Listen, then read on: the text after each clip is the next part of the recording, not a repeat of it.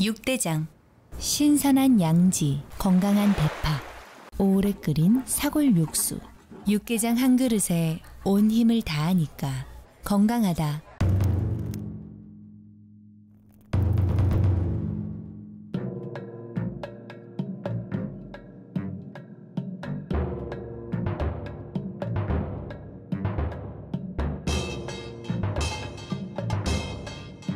육개장은 육대장. 사랑이 샘솟고 웃음꽃 가득한 5월을 라디오 서울이 함께합니다. 코로나 바이러스 공중 비상사태가 종료됐습니다. 무료로 제공됐던 코로나 바이러스 진단, 치료 관련 조치 상당 부분 유료화됩니다. 당장 코로나 바이러스 PCR 테스트 약 $100 내야 합니다. 이 코로나 방역 조치가 해제됨에 따라서 미국 입국 시 백신 접종 증명서 제출도 필요 없어졌습니다. 보건복지부 장관은 공중보건 비상사태는 끝났지만 위협 상태가 끝난 것은 아니라고 경고했습니다. 불법 입국자를 즉시 국경 밖으로 추방할 수 있도록 하는 정책도 종료됐습니다. 미국 국경만 넘으면 체류가 이전보다 쉬워질 것이라 막연히 기대하는 사람들이 미국과 멕시코 접경지대에 몰려들면서 혼란이 가중되고 있습니다. 이에 따라 국토안보부는 어제 날짜로 추방 정책은 종료되지만 즉각 더 강력한 불법 이민 차단 조치를 취하겠다고 경고했습니다. 정책이 종료된 것이지 국경이 개방될 것이 아니라고 강조했습니다. 코로나 바이러스에 이어서 멍키팍스, 엠팍스에 대한 국제적 비상사태도 해제됐습니다. 세계보건기구 WHO는 발병 확산 통제에 꾸준한 진전이 있었다고 평가했습니다. 한편 LA 카운티 보건당국은 오는 6월 성소수자의 달을 앞두고 다양한 행사가 예정돼 있는 가운데 몽키팍스 백신 접종을 강력히 권고했습니다. 지난 4월에 치러진 윌셔센터 코리아타운 주민의회 대의원 선거 1차 개표 결과 총 18명의 한인 후보들이 당선이 유력한 것으로 나타났습니다. 오렌지 카운티 내에서 인구 이동이 뚜렷해지고 있습니다. 한인 밀집지 얼바인은 인구가 계속 늘며 성장세를 보이고 있고 산타아나나 코스타메사는 인구가 줄고 있습니다.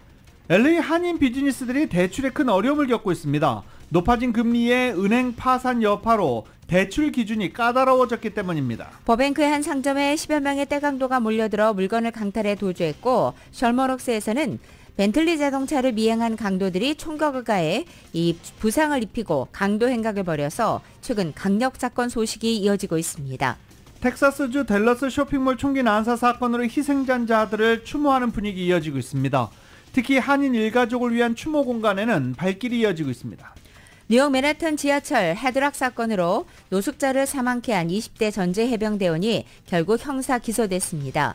이번 가해자 기소를 계기로 시민들의 여론 분열은 더욱 가속화될 것으로 보입니다. 부채 한도 상향을 둘러싼 바이든 행정부와 의회의 협상이 난항을 겪고 있습니다. 국제통화기금 IMF를 비롯한 각계에서 미국의 디폴트 사태에 대한 경고가 나오기 시작했습니다. 은행 파산 당시 위기 확산을 막기 위해서 보호 한도와 무관하게 모든 예금을 보호해지구로 결정되면서 발생했던 추가 비용 대부분을 미국 대형 은행들이 부담하게 될 전망입니다. 미중 두 나라의 외교안보 사령탑이 오스트리아 빈에서 전격 회동을 가졌습니다. 지난 2월 중국의 정찰 풍선 이후 얼어붙었던 관계에 변화 조짐이 보이고 있습니다. 에리카 세티 전 LA 시장이자 신임 인도 주재 미국 대사는 미국과 인도의 관계가 세계의 균형을 잡을 수 있다며 기대감을 드러냈습니다. 후쿠시마 원전 오염수 현장에 한국 시찰단을 파견하기 위한 실무진 회의가 열렸습니다. 양국 간의 시각차가 있어 실질적 조사 활동이 가능할지는 미지수입니다. 더불어민주당이 국회 상임위 도중 김남국 의원의 가상자산 거래 의혹에 대해서 윤리감찰을 결정했습니다. 국민의힘은 검찰의 즉각적인 수사를 주장했습니다. NBA 플레이오프 2라운드 경기에서 덴버가 피닉스를 125대 100으로 대파하고 시리즈 전적 4승 2패로 서부조 결승에 선착했습니다. 레이커스는 오늘 오후 7시 골든스테이트와 6차전 경기를 갖습니다. LA 다저스가 홈구장에서 샌디에고와 이번 주말 3연전을 갖고 LA 엔젤스는 클리블랜드와 원정 경기로 주말 3연전을 갖습니다. 오늘 뉴욕 증시 상승으로 출발했습니다. 하지만 미시건 대학이 발표한 기대 인플레이션이 기대치가 예상치를 웃돌았다는 소식에 하락장으로 모두 돌아선 상태입니다. 원달러 환율은 1334.5원으로 마감했습니다. 남가주 오늘 대체로 맑겠고 LA 한인타운 낮 최고 기온 73도로 온화해지겠습니다. 이 시간 주요 뉴스는 하늘 위 호텔, 세계 최대 항공기 아시아나항공 A380에서 차별화된 서비스를 만나보세요. 고국까지 편안하고 안전하게 모시는 아시아나항공 제공입니다. 여러분 안녕하십니까? 김윤정입니다. 안녕하십니까? 유지승입니다. 2023년 5월 12일 금요일 라디오 서울 모닝 뉴스 2부입니다. 오늘부터는 코로나 바이러스 관련 비상조치 모두 해제된 상태입니다. 코로나 바이러스 공중보건 비상사태가 3년여 만인 어제자로 모두 종료됐습니다. 이에 따라 그동안 무료로 제공됐던 코로나 진단, 치료 관련 조치 상당 부분 유료화됩니다. 그리고 코로나 바이러스 방역 조치도 모두 해제되기 때문에 관련된 것들 방역 조치가 모두 해제되는 것입니다. 예를 들면 미국 입국 시 백신 접종 증명서 앞으로 제출하지 않아도 됩니다. 또 남부 국경 등 방역을 명분으로 불법 입국자 즉시 추방하기 위해 시행했던 42호 정책 타이틀 42호도 종료됐습니다. 미국은 코로나 대유행에 대한 대응 차원에서 2020년 1월 공중보건 비상사태를 선포한 후 90일 단위로 계속 연장해 왔었습니다. 공중보건 비상사태는 코로나 바이러스 검사, 백신, 치료제를 국민에게 무료로 제공할 수 있는 법적 근거가 됐었습니다. 코로나 바이러스로 인한 미국 내 사망자는 110만 명 이상이며 지금도 매주 1000명 이상이 코로나 바이러스로 사망하고 있는 것으로 집계되고 있습니다. 하비어 바세라 보건복지부 장관은 공중보건 비상사태는 벗어날 수 있지만 공중보건 위협 상태가 끝난 건 아니다라고 말했습니다. 이렇게 코로나 비상사태를 3년여 만에 종료함과 동시에 미국은 코로나 병역을 명분으로 불법 입국자를 즉각 추방했던 정책도 어제 날짜로 해제했습니다. 따라서 국경 지역은 중남미 이민자들로 북새통을 이루고 있습니다. YTN의 보도입니다. 옷을 넣은 비닐봉지를 몸에 묶어 강을 헤엄치는 남자. 아기를 넣은 여행 가방을 머리에 이고 강을 건너기도 합니다. 멕시코에서 리오그란데 강을 건너 미국으로 향하는 중남미 불법 이민자 행렬입니다. 국경 장벽은 며칠 전부터 몰려든 이민자들로 대규모 난민 캠프를 방불케 합니다. 병력을 추가 배치하고 국경사무소 일손도 늘렸지만 턱없이 부족합니다. We are seeing a lot more females with children. If you take a look, we're looking at really small, like babies, to anywhere from 2-3 years old. 트럼프 행정부 때 코로나 방역을 이유로 불법 입국자를 즉각 추방시켰던 이른바 42호 정책이 해제된다는 소식에 중남미 이민자들이 대거 몰려들고 있습니다. 미국 정부는 즉각 추방 정책은 종료되지만 더 강력한 불법 이민 차단 조치를 취하겠다고 발표했습니다. I want to be very clear. Our borders are not open. People who cross our border unlawfully and without a legal basis to remain will be promptly processed and removed. 3년여 만에 코로나19 비상사태가 해제되면서 미국은 진단과 치료가 유료화 수순을 밟게 됩니다.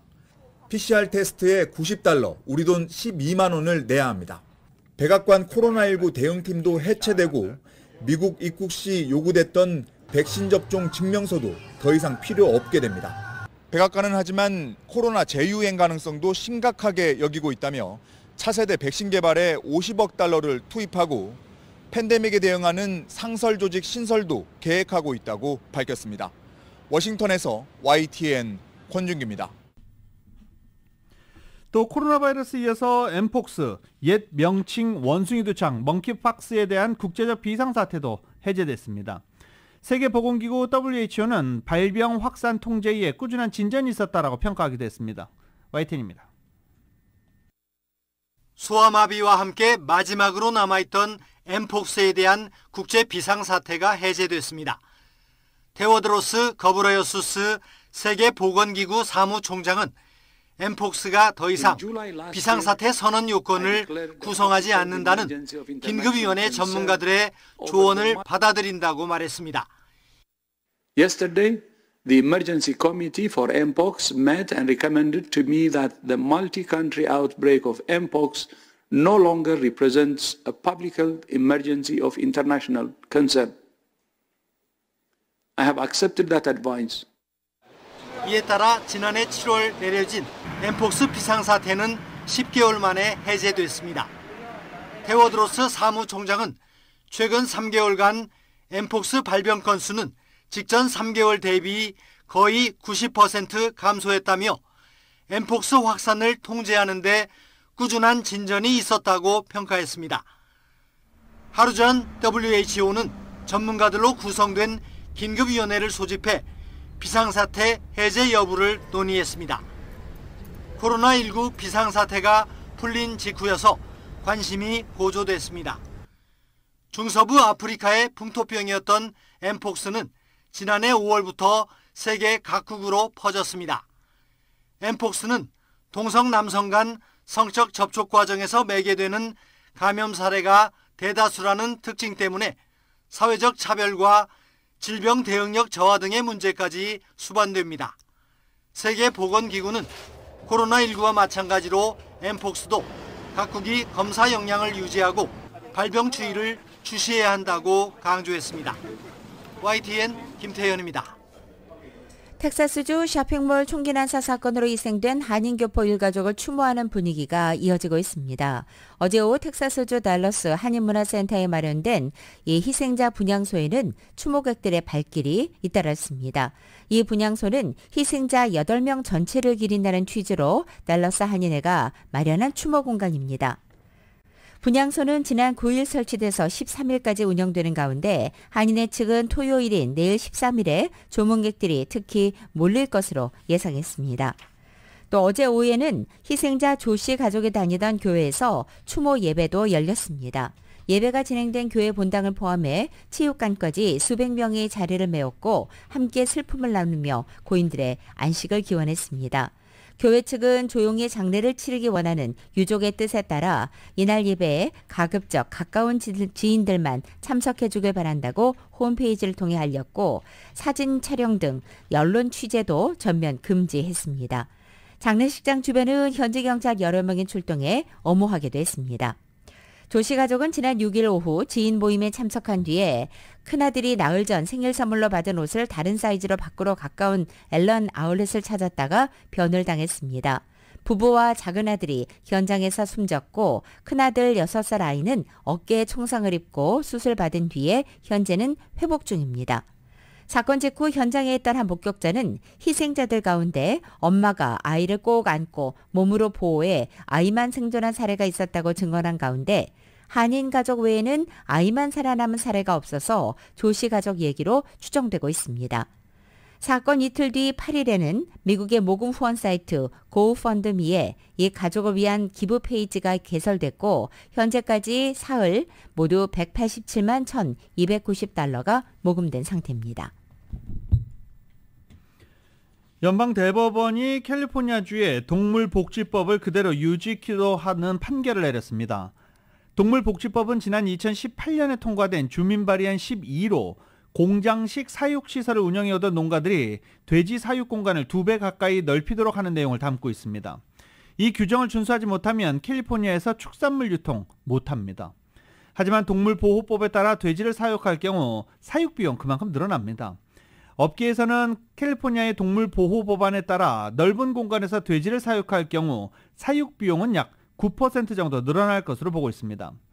주민 발의안 12는 지난해부터 전면 시행에 들어갈 예정이었지만 축산업계가 시행 연기를 요청했고 캘리포니아주 식당과 그로서리 업계가 주민 발의안 12를 반대하는 소송을 제기하기도 했습니다. 연방대법원은 주정부가 좁은 공간에서 사육된 돼지고기를 유통시키지 못하게 한 것은 위헌이 아니라는 판결을 내림으로써 동물보호단체들의 손을 들어줬습니다. 업계는 해당 주에서 물품을 유통하기 위해서는 각 주정부가 정한 규칙을 따르는 게 맞다면서 연방대법원이 여러 규정이 헌법에 위배되는지를 살피고 이에 대한 결정을 내리고 있지만 캘리포니아주의 축산물 유통은 대법원이 결정할 이슈가 아니라고 지적했습니다. 동물보호법은 캘리포니아주에서 만들어진 것이지만 실상은 캘리포니아를 넘어 전국 축산업계에도 영향을 미칩니다. 지금 캘리포니아에서 유통되는 돼지고기 대부분이 타주에서 생산되기 때문입니다. 이 주민 발의안 12가 처음에 발의됐을 때 내용은 그랬죠.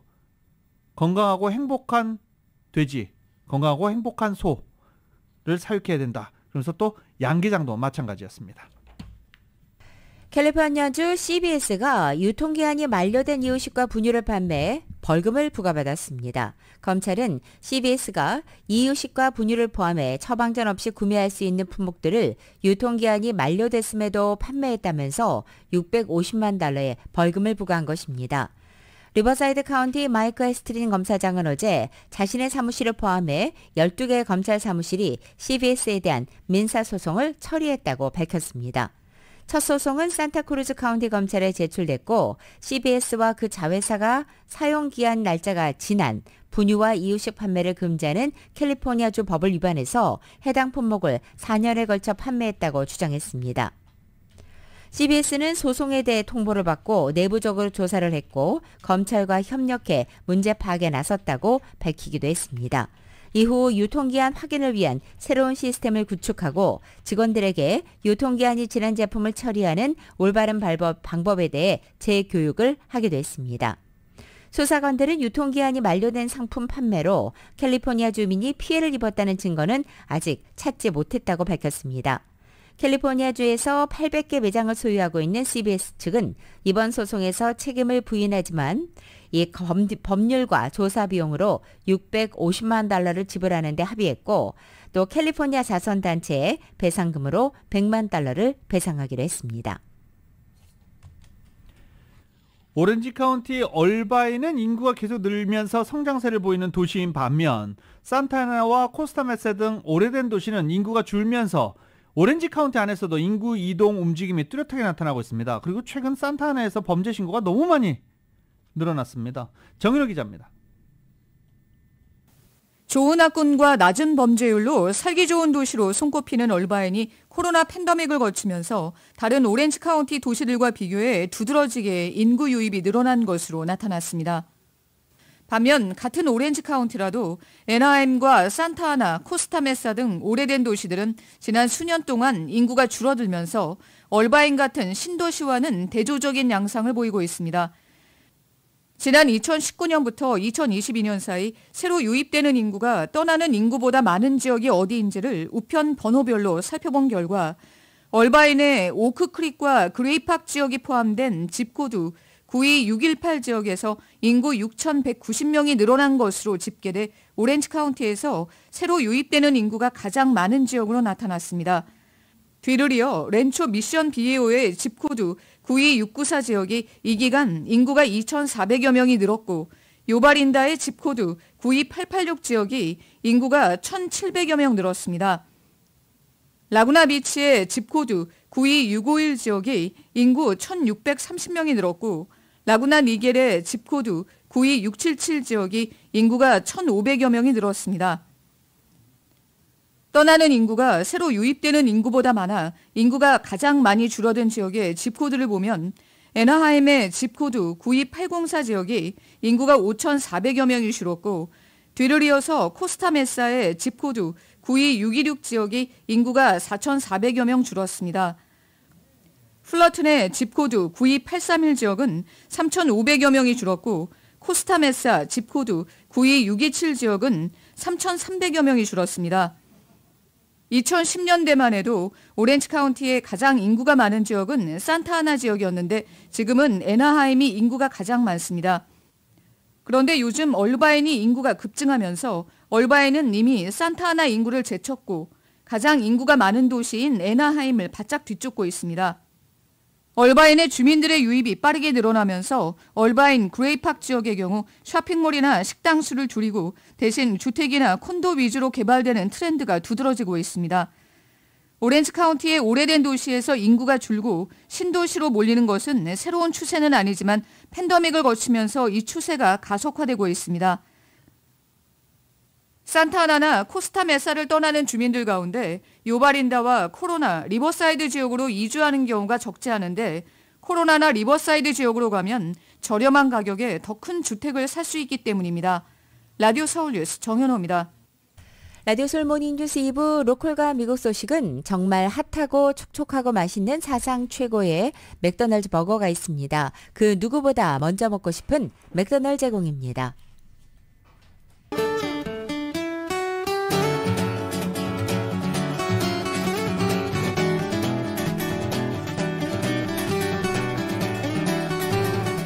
5월 12일 금요일 남가주의 날씨입니다. 주말을 하루 앞둔 오늘 남가주 지역 하늘에는 부분적으로 약간의 구름도 지나지만 대체로 맑은 하늘 볼 수 있겠고 낮 기온도 각 지역에 따라 어제보다 3도에서 10도가량이나 오르는 지역이 있겠습니다. 오랜만에 포근한 봄 날씨 보이겠습니다. 토요일인 내일부터 남가주에는 대체로 맑고 더운 날씨가 찾아옵니다. 내일 낮 기온 오늘보다 4, 5도가량 더 높아져서 평년 기온을 웃돌기 시작하겠고 일요일을 지나 다음 주 중에도 계속 80도를 넘어서는 낮 기온을 유지해서 한낮 더위도 느껴지겠습니다. LA 한인타운의 오늘 낮 최고 기온 73도, 밤 최저 기온은 57도, 오렌지 카운티 지역은 76도, 58도, 밸리와 일랜드 엠파이어 지역 85도, 58도, 해안 지역은 63도, 55도로 예상됩니다. 한국은 오늘 부분적으로 흐리겠고 서울의 오늘 아침 최저 기온 53도, 낮 최고 기온은 76도 예상됩니다.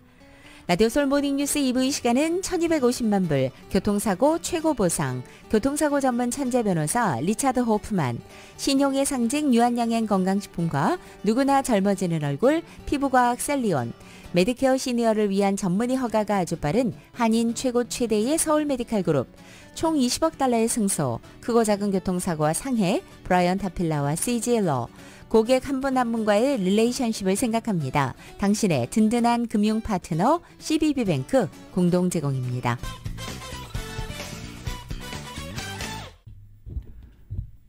라디오솔 모닝뉴스 함께하고 계십니다. 전국에서 혈액 부족 현상이 지속되며 식품의약국 FDA가 동성, 양성애자의 헌혈을 전면 허용하는 지침을 발표했습니다. 따라서 일웅일자형, 한 번에 한 파트너하고만 성관계를 하는 이런 모든 동성과 양성애자는 헌혈이 가능합니다. 피터 막스 FDA 디렉터는 이번 지침에 따라서 LGBTQ 성소수자 커뮤니티의 주요 이정표가 될 것이다 라고 말했습니다. 현재 헌혈 지침은 2020년에 만들어졌습니다. 신규 지침은 동성과 양성애자의 헌혈 전 시간 제약을 없앴다는 것입니다. 지금 헌혈이 피가 많이 부족하기 때문에 지침을 이렇게 바꾼 것입니다.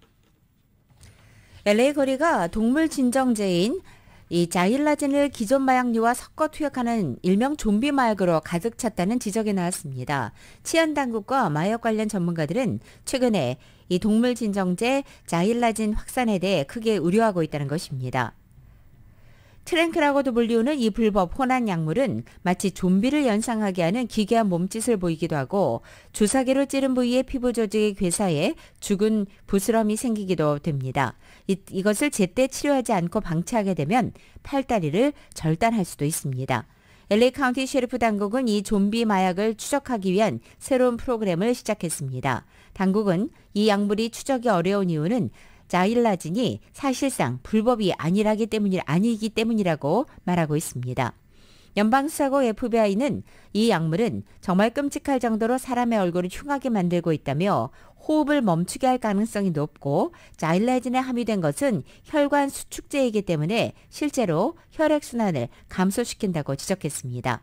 현재는 마약 단속국과 LA 카운티 보건국 모두 이 자일라진에 대한 긴급 경고를 발령한 상태입니다.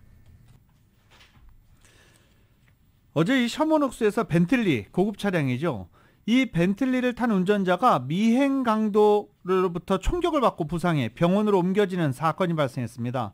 그런가 하며 버뱅크의 한 고급 상점에 트럭이 문을 부수고 들어왔는데 그 트럭에서 10여 명의 강도범들이 가게 안으로 들어와 물건을 전부 다 훔쳐 달아나는 그런 사건도 벌어졌습니다. 이 두 절도 관련 소식, 강도 소식 김지윤 기자가 정리합니다. 10일 셔먼옥스에서 벤틀리를 탄 운전자가 미행 강도로부터 총격을 받고 부상해 병원으로 옮겨지는 사건이 발생했습니다. 10일 벤틀리 차량에 타고 있던 20대 남녀 2명이 셔먼옥스에 있는 아파트 주차장에서 친구를 픽업하기 위해 기다리던 중 권총 강도가 접근해 이들에게 총을 겨누고 위협했습니다. 겁에 질린 벤틀리 운전자는 후진하던 중 길을 지나던 차 한 대를 들이받았고 이때 권총 강도범이 벤틀리 차량에 총격을 가해 벤틀리 운전자가 부상해 병원으로 후송됐습니다. 강도범은 고급 차량인 벤틀리 차량을 뒤따라와 이들이 착용한 귀금속을 강탈하려 했던 것으로 보입니다. 용의자는 총격 후 달아났으며 젊은 남성으로 사건 당시 어두운 색상의 옷을 입고 마스크를 착용했습니다. 경찰은 자세한 사건 경위를 수사 중입니다. 10일 새벽 버뱅크의 한 고급 상점에 10명의 강도범들이 픽업 트럭으로 스매시 앤 그랩 강절도 행각을 벌여 고가의 물품을 훔쳐 달아났습니다. 사건은 10일 새벽 1시 30분경 3500 매그놀리아 블루바드에 위치한 매그놀리아 팍에서 발생했습니다. 강도범들은 수차례 시도 끝에 보안 펜스 게이트를 뚫고 들어와 약 7만 달러 상당의 고급 후드티, 모자, 옷가지를 훔쳐 달아났고 용의자들은 여러 대의 차량을 타고 도주했으며 게이트를 부수는 데 이용한 픽업 트럭은 버려두고 갔습니다. 픽업 트럭은 도난 차량으로 밝혀졌습니다. 용의자는 아직 체포되지 않았습니다. 라디오 서울 뉴스 김지윤입니다. 오렌지 카운티 예술고등학교 루시 킴 양이 지역 최대 일간지 오렌지 카운티 레지스터와 또 체프먼 대학교가 선정한 기악 부문 2023 올해의 아티스트 상에 선정됐습니다. 78개 고등학교와 예술 관련 기관의 추천을 받은 721명의 후보 가운데 기악, 성악, 댄스, 영화, TV, 미술, 연기, 미디어 아트 등 7개 부문에서 1명씩 올해의 아티스트로 선정된 것입니다. 김 양은 기악 부문에서 영예를 차지했고 30개가 넘는 피아노 경연대회에서 우승한 바 있는 경력으로 알려져 있습니다. 줄리아대 음대에 진학을 꿈꾸는 김 양은 음악은 누구와도 소통할 수 있는 언어라면서 음악에 대한 열정으로 전 세계 사람과 소통하고 싶다는 포부를 밝혔습니다. 오렌지 카운티 한인문화재단이 이번 주말 13일 정오부터 오후 7시까지 얼바인 시청광장에서 제12회 얼바인 한국문화축제를 갖습니다. 오렌지 카운티 타민족들에게 한국 문화와 전통을 알리는 역할을 해왔던 이번 한국문화축제는 한인 2세들의 전통 음악과 춤, 사물놀이 공연, 태권도 시범 등이 선보여질 예정입니다. 이 한국문화축제에서는 프로댄서에게 K-팝 댄스를 배우고 지역 힙합 가수들의 공연, K-팝 커버 댄스 경연 대회도 펼쳐지는 등 이 한류를 즐길 수 있는 순서가 마련되어 있다고 합니다. 13일 토요일 정오부터 오후 7시까지 얼바인 시청광장에서 열린다고 합니다. 관심 있으신 분들 또 선선하게 산책하시고 싶으신 분들 한번 다녀오시면 좋을 것 같습니다. 한미동맹 70주년을 맞아 LA 총영상관과 UCLA가 공동으로 주최하는 세미나와 컨퍼런스가 잇따라 열립니다. 먼저 오늘 16일 화요일에는 UCLA 법대와 공동으로 한미동맹 70주년 기념 세미나가 개최됩니다. 이날 오후 3시부터 법대 1430호 강의실에서 진행되는 세미나는 2개의 패널 토의로 구성됩니다. 또 19일 금요일에는 UCLA 한국학연구소와 공동으로 대면 그리고 온라인 하이브리드 형식의 2023 한미관계 컨퍼런스가 이어집니다. 이날 컨퍼런스에는 한미동맹 70주년과 한인이민 120주년을 맞아 한미관계의 발전을 이민사 그리고 국제정치 등의 다양한 관점에서 조명해보는 행사로 알려져 있습니다. 오는 6월 5일 인천에 본청을 두고 공식 출범하는 재외동포청이 기존 재외동포재단에 비해서 직원 수를 2배 늘려 맞춤형 동포정책 강화와 동포대상 원스톱 민원 서비스 강화에 나서겠다고 밝혔습니다. 한국외교부는 소재지가 정해진 만큼 행안부, 인천시 등 유관기관과 긴밀히 협의해 재외동포청의 구체적 입지 선정과 인프라 마련에 돌입하고 6월 5일 재외동포청이 순조롭게 출범돼 재외동포에 대한 정책 서비스가 차질 없이 이루어지도록 할 것이라고 밝혔습니다. 지난 4일 실시됐던 웰셔센터 코리아타운 주민의회 대의원 선거 1차 개표 결과 총 18명의 한인 후보들이 당선이 유력한 것으로 나타났습니다. 아직 우편투표 추가 도착분 개표가 남아있어서 득표자가 적은 후보의 경우는 당락이 바뀔 수는 있는 상황이지만 큰 변화가 없다면 이번 선거를 통해 코리아타운 주민의회 대의원의 약 4분의 3을 한인들이 장악하게 될 수 있을 전망입니다. 지난 12일 LA시 당국이 발표한 이 대의원 선거 예비 개표 결과에 따르면 총 24명을 뽑는 대의원 가운데 75%를 차지하는 18명의 한인 후보들이 당선 유력으로 나타난 것입니다. 필라델피아에 한인 시장이 탄생할까 주목되고 있습니다.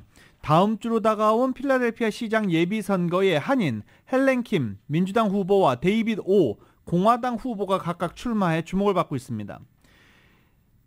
필라델피아 시장 선거를 위한 첫 관문인 예비선거가 오는 16일에 실시가 됩니다. 이번에 시장이 제100대 시장입니다. 민주당 예비선거에 9명의 후보가 출마했는데 한인 말씀드린 대로 헬렌 킴 전 필라델피아 시 의원이 지지율 선두를 달리고 있어 예비선거 1위 여부에 관심이 쏠리고 있습니다. 여론조사 결과에 따르면 상위 후보 5명의 지지율이 오차 범위여서 이번 선거 승자 쉽게 예측하기 어려운 상태입니다. 만약 김 후보가 민주당 예비선거 경쟁을 이겨내고 승리할 경우 11월 치러지는 결선은 사실상 유례없는 한인 후보 간의 맞대결로 펼쳐지게 될 예정입니다. 왜냐하면 공화당 후보는 데이빗 오 전 필라델피아 시 의원이 이미 후보로 확정된 상태이기 때문입니다. 뉴욕시 맨해튼에서 지하철 헤드락 사건을 저지른 20대 전직 해병대원이 결국 형사 기소됩니다. 흑인과 노숙자 인권 문제 그리고 시민들의 지하철 안전 문제로 팽팽히 맞선 시민들의 여론 분열이 이 가해자 기소를 계기로 해서 더욱 불붙을 것으로 보입니다. 맨해튼 지방검찰청은 지하철 객차 안에서 흑인 노숙자에게 헤드락을 걸어 숨지게 한 백인 남성 24살의 데니얼 페니를 기소하기로 결정했습니다. 페니는 2급 과실치사 혐의로 체포될 것이라며 맨해튼 형사지방법원에서 열릴 기소인부 절차 전까지는 추가 정보를 제공할 수 없다고만 밝힌 상태입니다. 2급 과실치사는 최대 15년의 징역형까지 선고될 수 있는 범죄 혐의입니다. 기소 결정은 예비역 해병대원인 페니가 지난 1일 지하철 F노선 열차 안에서 소리를 지르며 구걸하던 30살의 조던 닐리에게 헤드락을 걸어 결국 숨지게 한 지 열흘 만에 이루어졌습니다. 라디오솔 모닝뉴스 함께하고 계십니다. 라디오솔 모닝뉴스 함께하고 계십니다. 몬테네그로에서 위조 여권을 사용한 혐의로 체포돼 기소된 가상화폐 테라 루나 폭락 사태의 핵심 인물 권도형 테라폼랩스 대표가 보석으로 풀려납니다. 몬테네그로 수도 포드고리차 지방법원은 홈페이지를 통해 권 대표와 그의 측근 한모 씨의 보석을 허가했다고 밝혔습니다. 조만간 보석금으로 각각 40만 유로씩을 내고 석방될 예정입니다. 포드고리차 지방법원은 보석금을 수령하는 즉시 이 둘이 석방된다고 전했습니다. 법원에 따르면 검찰은 사흘 이내에 항소할 수 있습니다. 권 대표 등은 포드고리차 지방법원에서 열린 첫 재판에서 무죄를 주장하며 보석을 청구했습니다. 법원은 이들에게 적용된 여권 위조 등 혐의를 단시일 내에 규명하기 어렵다는 현실적인 이유 등등을 들어 보석을 허가한 것으로 알려지고 있습니다. 둘은 자신들의 아내가 보석금을 낼 것이라며 보석이 결정되면 몬테네그로 형사 절차가 끝날 때까지 도주하지 않고 정기적으로 법원 소환에 응하겠다고 약속했습니다.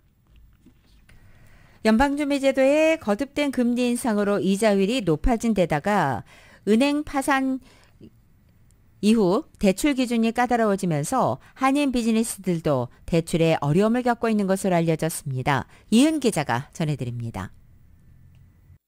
연준의 고금리 기조로 이자율이 높아지면서 당장 한인 비즈니스들이 은행에서 대출을 받는데 어려움을 겪고 있는 것으로 나타났습니다.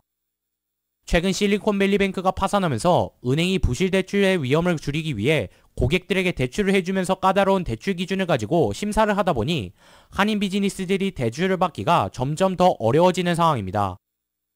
당장 대출 받기가 어려워진 한인 스몰 비즈니스 업주들이 자신이 보유한 CD를 해지해가면서 대출 심사 기준이 높지 않은 은행으로 갈아타는 경우도 생기고 있습니다.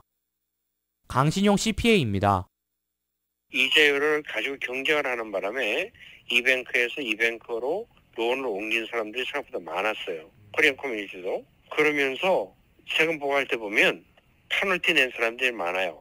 CD를 해약하면 페널티를 내잖아요. 그런 사람들이 생각보다 많았어요. 이걸 여기서 여기로 오려면 이자를 많이 주는데 그걸 옮겨야지 어떡합니까? 그래요. 비즈니스 업주들이 대출을 받고자 하는 은행에 CD 예금 계좌를 가지고 있는 경우가 많은데 이를 해지해 페널티를 내고서라도 심사 기준이 완화된 곳으로 가서 대출을 받으려고 한다는 것입니다. 비즈니스 업주 입장에서는 현금을 많이 확보해 비즈니스에 필요한 물자를 마련할 수 있는 자금을 확보하는 것이 매우 중요한데 현재의 상황에서는 어렵다는 것입니다. 안병찬 CPA입니다. 수입을 한다든지 이럴 때는 미리 돈을 지급해야 되는 경우가 굉장히 많이 있습니다. 이럴 경우에는 현금이 있어야 되는데 SBA 론을 얻는다든지 또 돈을 융통하는 방법을 찾아야 되는데 또 이런 과정을 위해서 돈을 빌렸을 때 그 이자가 너무 높게 되면 상대적으로 부담이 크니까 비즈니스 하시는 분들한테는 아무래도 어려울 수밖에 없죠. 비즈니스 업주로서는 대출을 받더라도 대출 이자가 높다 보니 융자금 상황도 예전보다 훨씬 더 부담스러워졌습니다. 이러한 상황에서 한인 비즈니스 오너들은 인건비 절감을 통해 비즈니스 운영 비용을 줄여나가는 방법을 통해 최대한 자금을 보존하는 방법도 모색하고 있습니다. 김봉현 LA 한인상공회의소 이사장입니다. 급하면 또 그런 것도 하긴 하겠죠. 저 제2금융권들이 요새 많이 기승을 부리잖아요. 돈이 급하니까 제2금융이나 이런 단기적으로 돈을 쓸 수 있는 게 있는데 그런 데는 이자율이 너무 비싸고 그렇기 때문에 그런 거는 안 쓰는 게 좋을 것 같아요. 전체적으로 보면 이자율이 20%, 30% 이렇게 되는 경우가 많거든요. 심한 경우에는 제2금융권에 도움을 쓰는 업주들도 있을 것이라며 하지만 리스크가 크다 보니 이도 여의치 않은 상황입니다. 대출받는 것이 어려워지면서 한인 비즈니스도 위축될 수 있다는 우려가 나오고 있습니다. 라디오 서울 뉴스 이은입니다.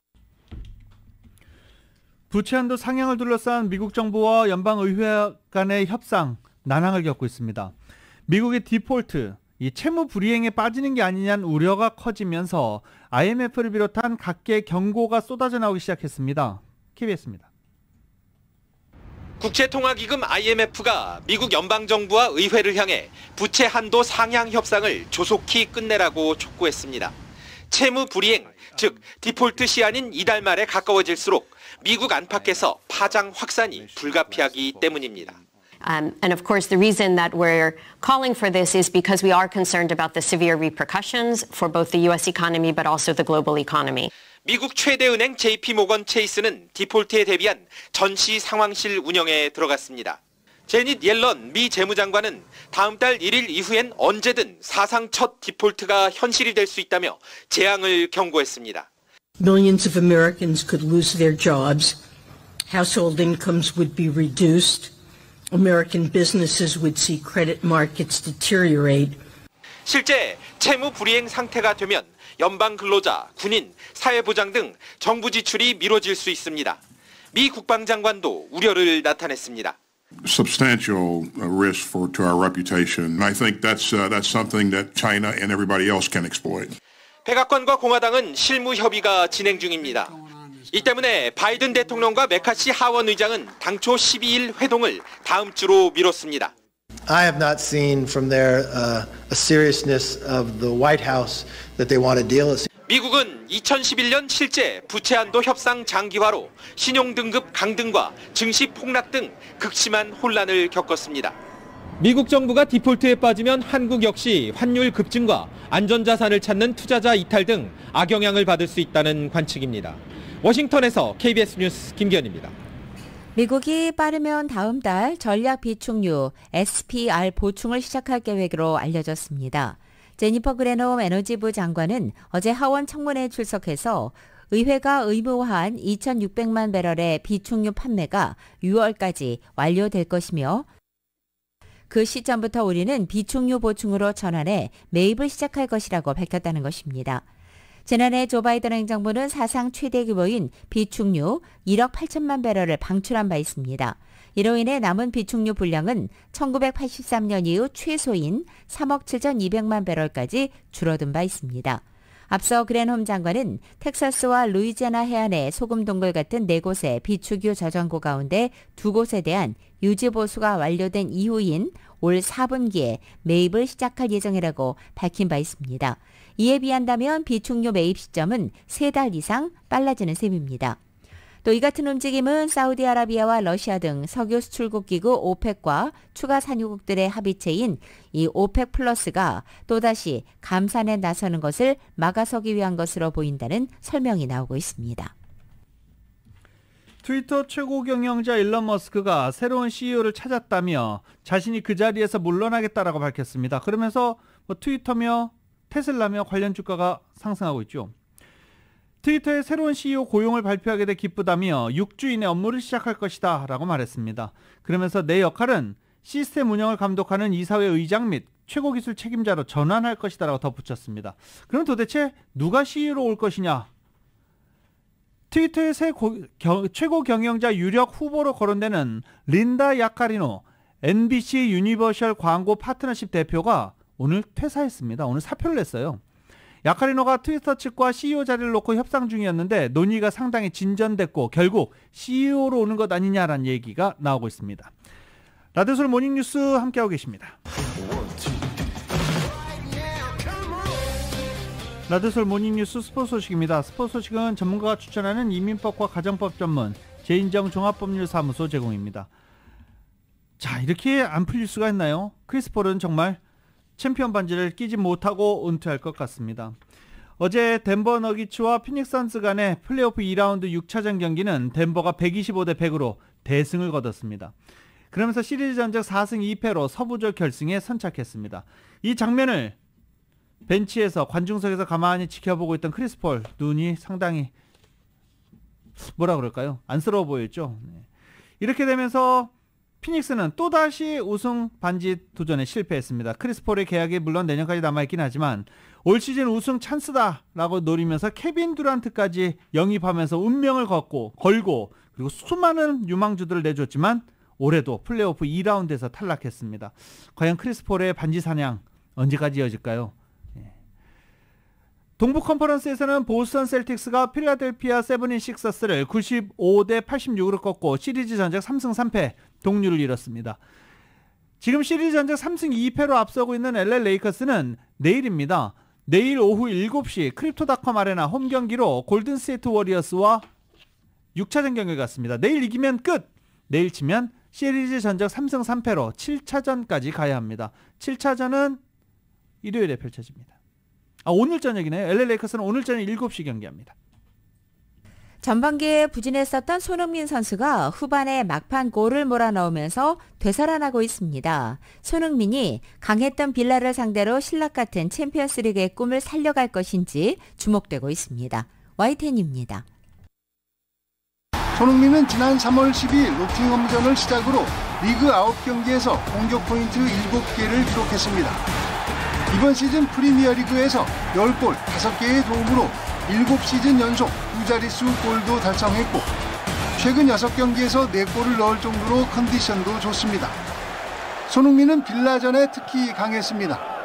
EPL 입성 이후 빌라와 6경기를 치러 6골 1개의 도움, 그 가운데 2차례 원정 경기에서만 5골을 터뜨렸습니다. 해트트릭까지 기록할 정도로 좋은 기억이 있습니다. Son hat-trick! What a performance! 토트넘이 신락 같은 챔피언스리그 진출의 꿈을 이어가려면 일단 남은 경기를 다 이겨야 합니다. 한 경기를 덜 치른 4위 맨유와 승점 차는 6점, 5위 리버풀과도 승점 5점 차여서 3경기를 모두 이기고 다른 팀 경기 결과를 지켜봐야 하는 상황입니다. 8위 빌라도 다음 시즌 유로파 리그 진출을 위해서는 사력을 다해야 하는 경기. 시즌 막판 골을 몰아넣고 있는 손흥민이 빌라전에서 다시 한번 존재감을 보여줄 것인지 주목됩니다. 스페인 라리가에서 우리 선수로는 처음으로 2자릿수 공격 포인트를 기록한 이강인은 카디스와 홈 경기를 치릅니다. YTN 김동민입니다. 메이저리그 LA 다저스와 LA 엔젤스는 어제 경기 없었습니다. 경기 없었고 이번 주말부터 LA 엔젤스는 주말 원정 3연전, LA 다저스는 홈에서 3연전을 갔는데요. LA 다저스는 또 나름 라이벌전입니다. LA 다저스는 그렇게 생각 안 할 수도 있겠지만 많은 사람들이 이제 신흥 라이벌로 생각하고 있는 샌디에고 파드레스와 경기합니다. LA 다저스는 오늘부터 다저스 홈구장에서 샌디에고 파드레스와 주말 3연전을 갖습니다. 당장 오늘 다저스는 더스틴 메이가 선발로, 그리고 샌디에고는 블레이크 스넬이 선발로 나섭니다. 지난주에 있었던 샌디에고와 로스앤젤레스 다저스 간의 이 맞대결 재판이죠. 당시에는 다저스가 시리즈 전적 2승 1패로 앞서고 LA로 복귀한 상태였습니다. LA 엔젤스는 클리블랜드의 원정 경기를 갔습니다. LA 엔젤스는 클리블랜드 인디언스에서 이름이 바뀌었죠. 가디언스입니다. 클리블랜드 가디언스와 오늘부터 원정 주말 3연전을 갖게 됩니다. 메이저리그 경기는 이렇게 주말 3연전, 다저스는 홈에서, 엔젤스는 원정에서 3연전을 갖습니다.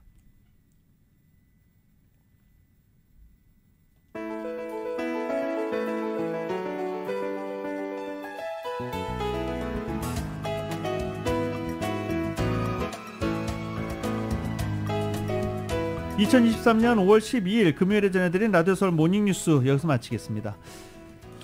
이번 주 일요일이 마더스데이입니다. 뭐 식당 곳곳에 예약이 가득 찬 곳도 있고 아닌 곳도 있고, 곳곳에서 또 꽃집 굉장히 지금 오늘 바쁜 하루라고 합니다. 오늘 내일 굉장히 바쁘겠죠. 마더스데이 뭐 하루만 챙기는 게 아니라 늘 꾸준하게 잘 챙기는 게 더 중요한 게 아닌가 생각을 해봅니다. 아무튼 마더스데이 잊지 마시기 바랍니다. 2023년 5월 12일 금요일에 전해드린 라디오 서울 모닝뉴스 여기서 마치겠습니다. 지금까지 진행의 유지승, 김윤정이었습니다. 라디오 서울 모닝뉴스 2부 이 시간은 1250만 불 교통사고 최고 보상, 교통사고 전문 천재 변호사 리차드 호프만, 신용의 상징 유한양행 건강식품과 누구나 젊어지는 얼굴 피부과학 셀리온, 메디케어 시니어를 위한 전문의 허가가 아주 빠른 한인 최고 최대의 서울 메디칼 그룹, 총 20억 달러의 승소, 크고 작은 교통사고와 상해, 브라이언 타필라와 시질러, 고객 한 분 한 분과의 릴레이션십을 생각합니다. 당신의 든든한 금융 파트너 CBB뱅크 공동 제공이었습니다. 잠시 후 9시에는 강희신의 오늘의 미국이 방송됩니다. 함께해 주신 여러분 고맙습니다.